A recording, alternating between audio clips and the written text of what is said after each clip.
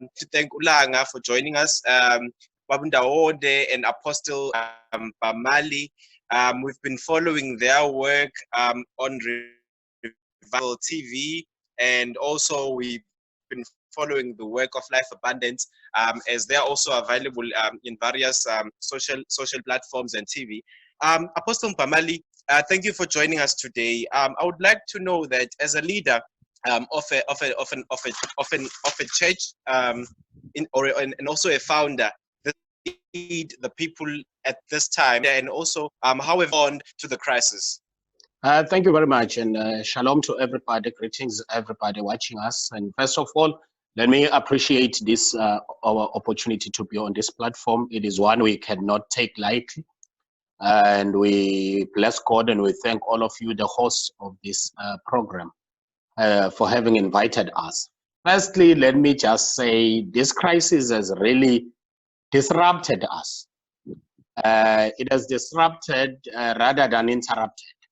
Our lives and our churches have been hugely disrupted by this crisis. Over the last 2 months, our globe, the nation, the economy, the cities, the communities, churches, and our lives have been completely disrupted by this pandemic. And how we're living prior to mid-March came to a complete halt all of a sudden, and it caused a lot of disruption to us as a church. Our normal way of worship had to change. We had to adapt to the new normal. Firstly, numbers were reduced. We were told less than 100, and then all of a sudden it was a complete halt, and then we had to now to adjust to new measures, and some of which we were not familiar with, and we had to start adjusting to these new measures. And also our members mostly were not familiar with these new measures, like your online church, and downloading this app. Just downloading an app proved to be difficult with most of our members, but we had to adapt. Let me just say, maybe to answer your question, this has been really a difficult time for us as a church, but there are also very serious positives that we have seen and over this time.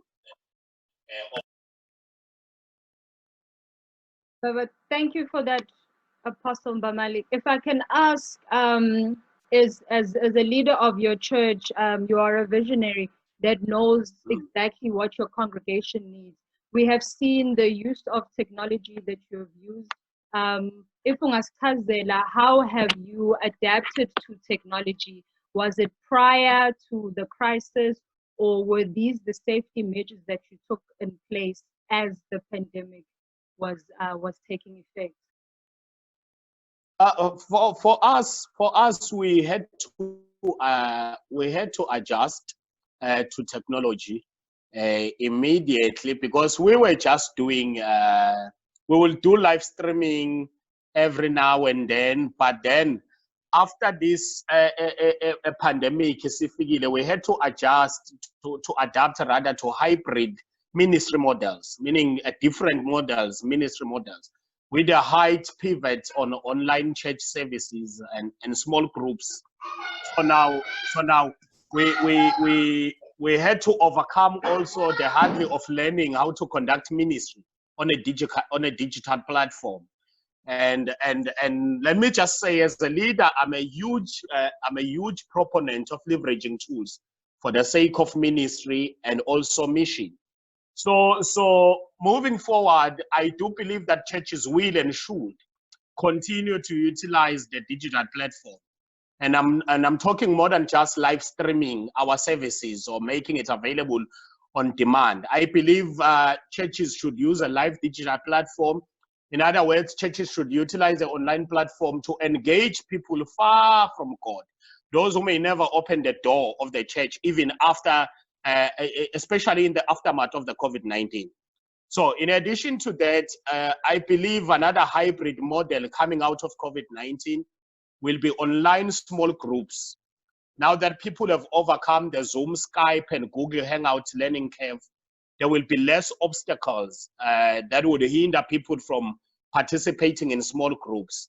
And on a side note, I believe churches should position themselves to be a church of small groups rather than church with small groups.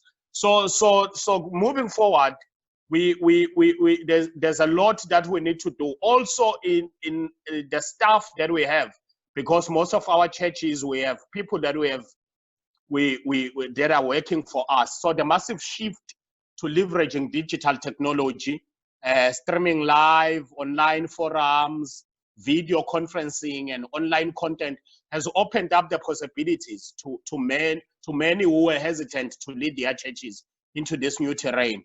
And while I understand there is this thing called Zoom fatigue, and that many are tired of watching and consuming online content, at least for the short term, I believe churches will start to change, maybe ever so slightly, the kind of staff they hire. More and more churches, our church, aside from the bigger churches who have already went there, will begin to bring in professionals on staff who have the knowledge and or training to help churches maximize their digital and online presence. Such a shift, I believe, will ultimately lead churches, our church, especially CRC, to develop a full online ministry and mission strategy to engage our people and reach the world at large. Thank you so much, Apostle. It's like I'm listening a lesson in your church, and will definitely do come after the lockdown restrictions.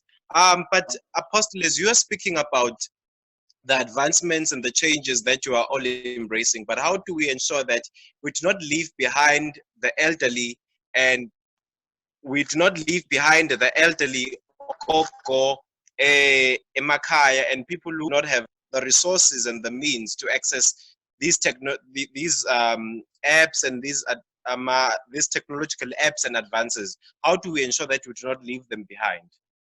That's right. That's very important. And I believe as a church, abantu abadala yilokhu sisebenza nabo emasontweni sikhonza kanye nabo ngendlela esikhonza ngayo. There is no way they will be left behind, because what we are doing right now we are just shifting. We are taking another route. In fact, what we are doing now, we are reaching out to people we have never reached out before. If I may put it this way, in our church, I've been amazed since the lockdown. I'm hearing from other pastors talking about finances, but in our church, you will be shocked if I will tell you, I think we have made a lot during this period through this digital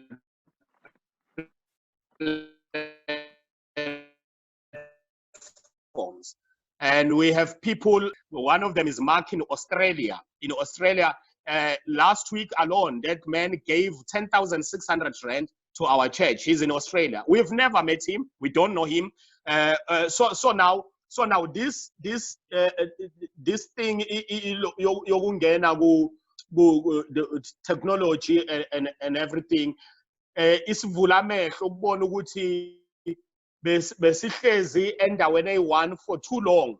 Kanti akhona ama-means, because okunye mina I believe ukuthi i-COVID-19 is a serious pandemic, ilimaza impilo zabantu, but isilethela ama-positives. It was one way God was speaking to us. You have stayed on this mountain for too long. It is time to move. So now isivula amehlo sesikwazi ukushumayela the gospel to people ebesingakwazi ukuthi siyoke sifike kubo, many of whom asikakababoni ngamehlo namanje, but we communicate with them on a daily basis, and thus we really appreciate the technology, but we'll continue with the one-on-one, the personal interactions with our members, like visiting, because we have small cell groups doing churches in our small church groups, visiting the elderly people emakhaya, because ukhona abanye abangenayo access to this. So now we want to kill two birds with one stone. Siqhubeke sinaka abantu abadala nalabo abangenayo access, while at the same time making sure that we maximize this space now. And even after sesibuyele to our normal life, which I guess will no longer be as normal as it used to be, and noma sesibuyele to our normal life, we don't stop now ukusebenzisa this platform to reach out to many people. Thank you so much. Thank you for that. Owamumbuzo uzothinta kwabantu abasha kwewasho ukuthi because we're using the technology manje, so you're going to need to bring in abantu abanama skills. So mhlasimbe there's going to be new training for young people, new job creation. Are you looking to be part of that driving force to create a change in the community, bringing in new skills and therefore creating new businesses for young people? Well, to answer your question, absolutely yes, because I'm a big advocate of change. I believe in change. I believe ziningi izinto ekufanele sithi put into place in order ukuthi sikwazi ukumove forward. Uma ukhuluma ngabantu abasha, this is exciting to me because right now there will be a lot of opportunities in the church, in our church, let me speak, so to speak. In our church there will be a lot of opportunities for professionals, young people who will come in, because I said to you, Maskala, we will need to change indlela esihirisha ngayo our staff, the people that we pay in church, because there are people that we pay in church. We won't hire you just because ukwazi ukubamba camera. No, we need now professionals. It should be kufanele ube ngale kokuthi nje wakwayibamba icamera noma wafundiswa ugogo wakhe ekhaya. So we need professionals who will come and teach us and teach our young people in church, because aside the church that we have on daily basis and on Sunday, the gathering of our people, we want to create now a permanent online church where we will have people on data online, people on different countries, people we've never seen, some of which we will never see maybe, but having these people on our data, on our database, we have this online church, we have so many people that we have. So we need people with skills now, expertise to come in esontweni lethu and work with us and introduce us to these things, because mina ziningi izinto enginazo as a visionary, ngiyazi ukuthi ngifuna ukuba kuphi in 2 years time with the church, but uthola ukuthi now I need people abane skill, who are professionals, who will come in and take this thing from my head and put it on paper and run with it. So that is why there will be a lot of opportunities for young people, of course. Let's take this opportunity to bring in the team from the Revival TV, because we know what you've been working closely with the youngsters there, and they are with us here today. Langa Tsecha, if you can come in as seemingly the professionals of technology that are creating these apps and these platforms and recording churches such as CRC to be on these online platforms. What are the plans that you have in place and the effects that you've had so far using the churches to put them on online platforms?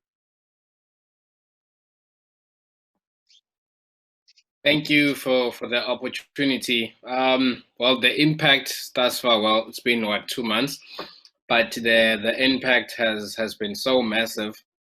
We've met people we've never thought we'd meet, such as the Apostle.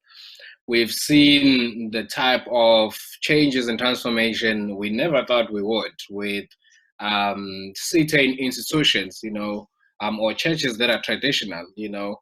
One of them being Assembly of God, for example. You know, that is an indication to say that, you know, the COVID-19 crisis has come with so much changes that were necessary, by the way, so that we could realign, reposition the church as an institution so that it can be relevant to the times of today, as well as the people that it ought to serve. So the impact has been great. The sort of changes that we're working on is, of course, digitizing the ministry and making sure that we open up access. So part of the problem that you have with physical structures is that if a church, for example, such as Apostles, which is in Richards Bay in Marion Sea, the reality of the matter is that for me, who's in Esikawini, I cannot be a part of the church because of the distance platform. It means that we are breaching that gap that exists between the so-called disadvantaged communities, as well as the communities such as the affluent ones, such as people in Richards Bay. So you're now opening up access and saying that this is a ministry for all. This is an institution for all that is accessible to anyone, whether you're in the rural areas, whether you're in the townships, whether you're in the suburbs, but we are here to serve and to serve for all people. So I think that is something really important there with digital platforms, because of the issue of access, which we know as Africans we haven't had before. It's been an issue of access, whether it's the economy, whether it's been education, whether it's resources, whether it's capital. One big issue that we've been facing and fighting is the issue of access. Now with digital platforms, it means that you are dealing with that issue, and sustainably so. So part of also the issues that we're dealing with through the Revival TV app, which we've crafted as a movement for all within the space of faith-based community, is to ensure that we also reposition the church and rebrand the church, because for the longest of time, the church has been known as an institution for people for people abathandaza in a certain way, for people abakhuluma in a certain way, for people abaphila in a certain way, which creates a barrier and a boundary to a lot of people who may be like, such as myself, who are open-minded, who want openness, who want to ensure that there is a culture where we embrace diversity. So that's what we're bringing with such a platform such as the Revival app, and hence there's categories there such as business. We're adding new shows there such as the future of work, where we're going to be discussing technology and how it impacts work. We're going to be adding shows for young people that are going to be discussing issues that they deal with. So that's how we envision the church, and that's how the church should be, so that it can appeal to a broad range of issues that we deal with as young people, as old people, as people in general, as well as the issues that we face in our communities. Thank you so much, Langa. As I heard you speaking about repositioning and of the church, and also through these changes that are coming through, I would like to ask Apostle Luguti, how do we overcome the fear, especially the leaders? They have so much fear. Some leaders have so much fear that technology has potential threat towards the fundamentals and the core values of the church. How can other leaders overcome that fear? Ulanga was speaking about traditional churches, and some people are still not exploring these routes that you've been exploring. But how can other leaders overcome that fear? Well, spiritually speaking, fear is a sign of weakness. That is number one. Because when you read the Bible in the book of Timothy 1 verse 7, God says, I have not given you the spirit of fear, but instead I have given you the spirit of power, which means if he says he has given us the spirit of power, it means fear is associated with weakness. I have not given you the spirit of fear, but of power, of love, of sound mind. So fear is something we were not given, so we cannot take what was not given to us. So now the Bible just says God has not been given us the spirit of fear. So that's the starting point. We need to do away with fear, and we need to understand that the world is changing. This is where we are right now. You like it or not, this is where the world is. So it is either you move with the times or you get stuck in the past. Because so we need to overcome fear and understand, and if we want to advance the interest of Christ on earth, and try to navigate and move with times. And I believe though babona abanye ukuthi maybe kuzoba nama problems amaningi moving with the technology kakhulu, but also kukhona enye into abantu abangayinaki eseyivele yenzekile manje ngenxa ya this COVID-19. After this, the churches will have to navigate a deeply divided culture with deep trust issues. There will be deep trust issues. Vele inamba isazokwehla kancane emasontweni. Issues of trust, number one, after this thing. And there are people abangeke beze esontweni but ongabathola online and speak to them coming to a physical building. So kuzoba nama issues because there is not denying ukuthi the country was already deeply divided prior to this crisis. The country, the whole world. So it would seem that this crisis would unite a country, but in this war against this virus, it has revealed how divided we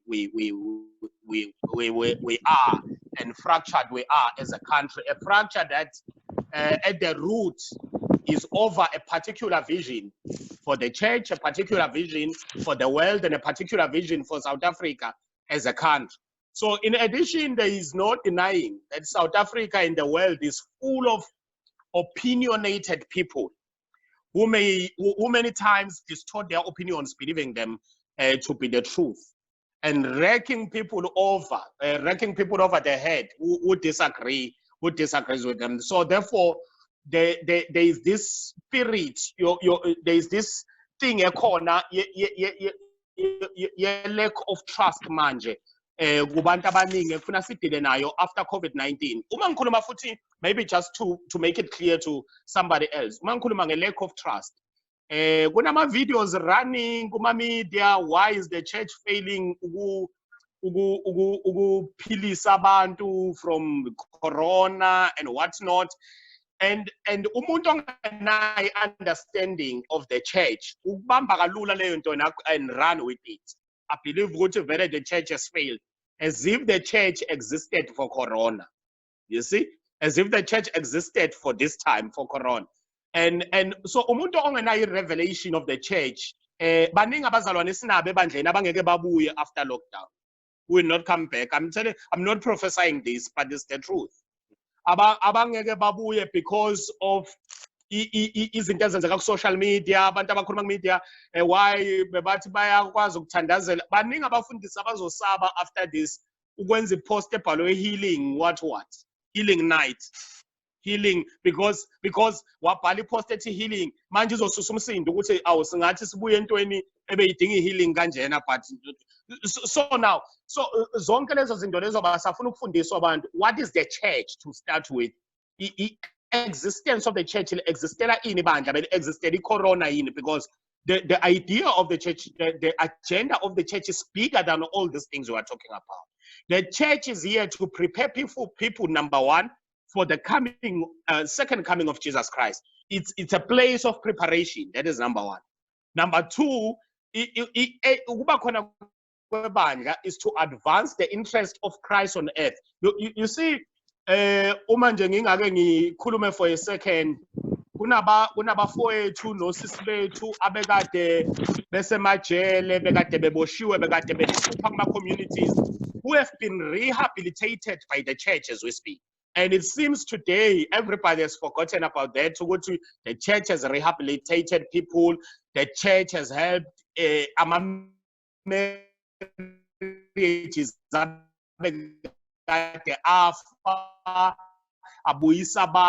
morals of the people in our communities. So we die. Our agenda, if we die, we go somewhere else. So I'm saying, let us just maximize this opportunity. Let us go full force on these digital platforms. That is where the world is today. If you remain behind, because the world is moving forward as we speak. Thank you for that. And it is true. It is true, Uguti.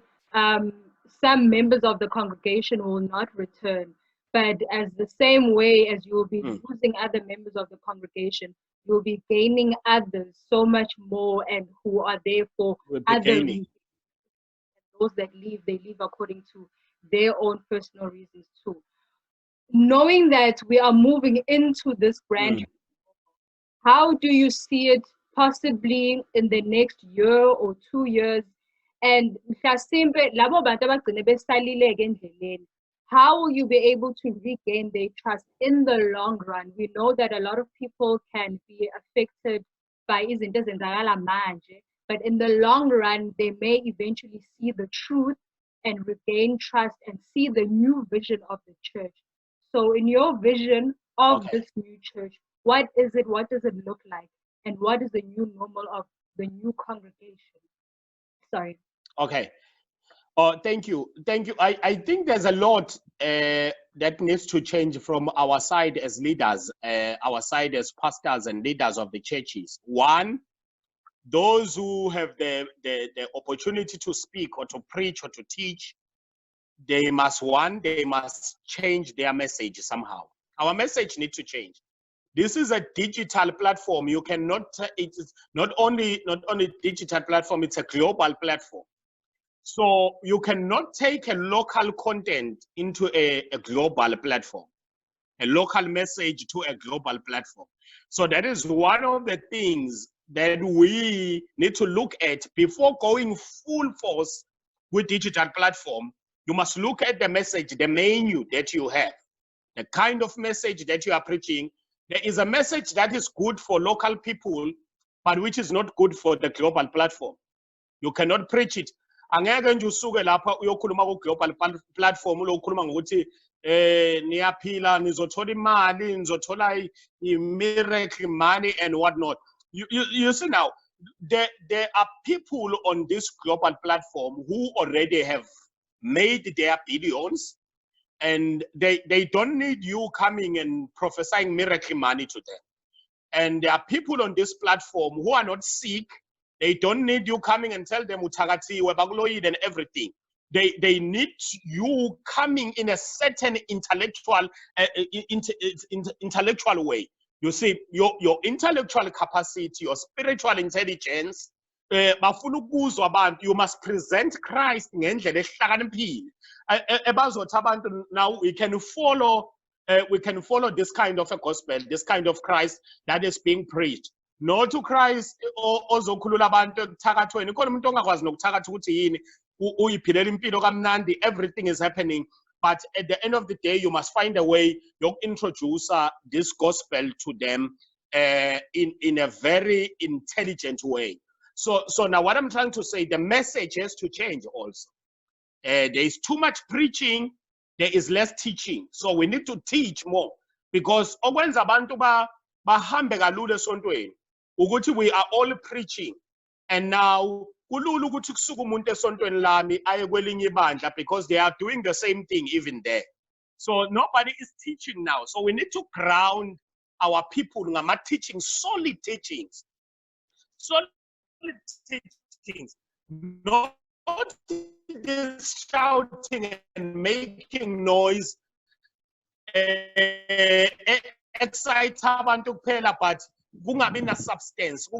We need to teach our people ukuze abantu babe grounded noma ngabe kufika ini, because ama storms njenge COVID-19, they are here to check ukuthi if foundation yabantu bafundiswa kanganani. What is it that people know? Bazini abantu. iBhayibheli ke lithi my people perish because of lack of knowledge, not because they don't go to church, not because they don't pray, not because they don't speak in tongues, but because they don't know. So many people in church, they go to church every Sunday, speak in tongues, they are spirit-filled, and they will go to heaven when they die, but they will suffer here on earth until Christ comes back, because they have no knowledge of how to navigate through this world.